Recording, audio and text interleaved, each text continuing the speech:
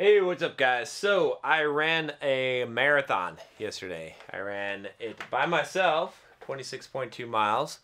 I was supposed to run 20 miles as part of my training. I'm actually training for the Rock and Roll Las Vegas Marathon. We'll be running the Strip. I started the marathon training program about halfway in, but I thought I'd tell you about this, not just to brag, although it is pretty cool. I'm pretty excited about the fact that I actually completed 26.2 miles. It took me about like 4 hours and 40 minutes. So it was definitely a long ass fucking run.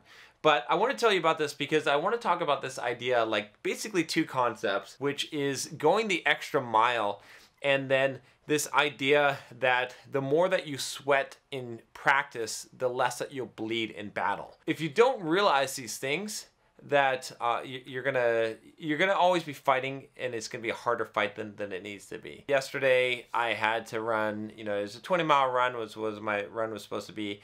On Saturday, I had run 10 miles. And I also done my my muay thai class, my kickboxing. And so I was pretty fucking tired, but I ran 20 and then I kept going because I felt like I had the energy and I felt like I wanted to do more than just run the 20 that was on my training program. I'm about 6 weeks out from the marathon now. And so I just went to 23, and then when I was at 23, I was like, you know what, I might as well just hit 26.2. And it was tough. It was definitely not easy, right? I mean, 20 miles is fucking hard. Going past that is harder, considerably harder. It gets much harder as the miles go on.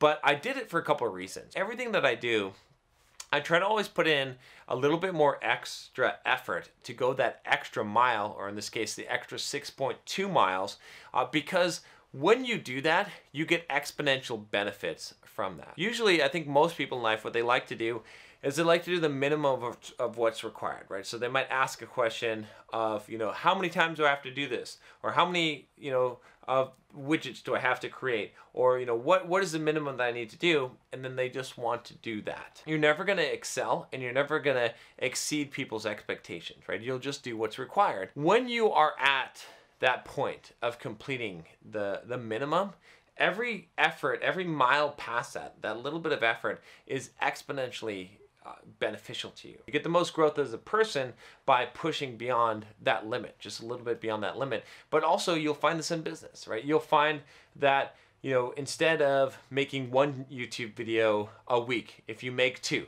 okay? Or if you make, instead of doing one video a day, you do two. And it doesn't have to be like double, but if you did an extra one, or if you wrote an extra blog post, or if you took some extra time to work on something, or you ran a little bit farther, that little bit is going to benefit you more than that first part. And that first part is the hardest part, right? A lot of times though, we stop where we're going to get the most benefit because that's all that we're required to do. So I always try to push things just a little bit further. It doesn't have to be super far, but just by going a little bit beyond, you get a major benefit in life. And even in my work as a software developer, right, I've always tried to push it a little bit further than what was expected or required of me, and that's been a huge benefit because, like I said, that's where you get the biggest period of growth. Running a marathon is hard. Like running 26.2 miles, that's difficult, okay? It's not easy.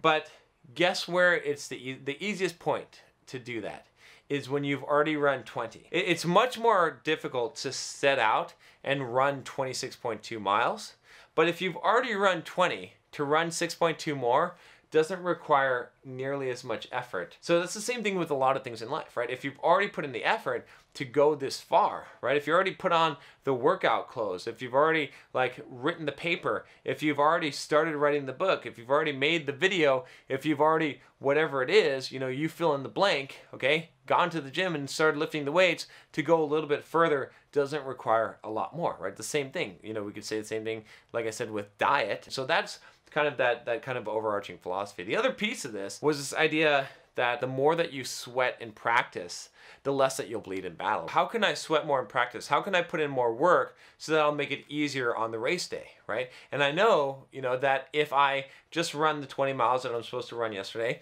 sure, it's the proper training, right? I should follow it and I should be okay for race day. But I think to myself, you know what? If I'm willing to put in some extra pain now, right, to put in some extra effort now and run the 26.2, run another 6.2 extra miles, then my training, by the time I get to race day, I'll be in that much better shape. If you're a fighter, the more that you practice, the more that you train, the better conditioning you're in, right? Conditioning is so important as a fighter. It's gonna determine how much you're gonna get hit, or how much what your chance of winning is gonna be, because that conditioning is gonna benefit you so much. You can choose, right, to condition yourself less, and you're not gonna be as fast. You're gonna be tired, and you're gonna take more hits. Okay.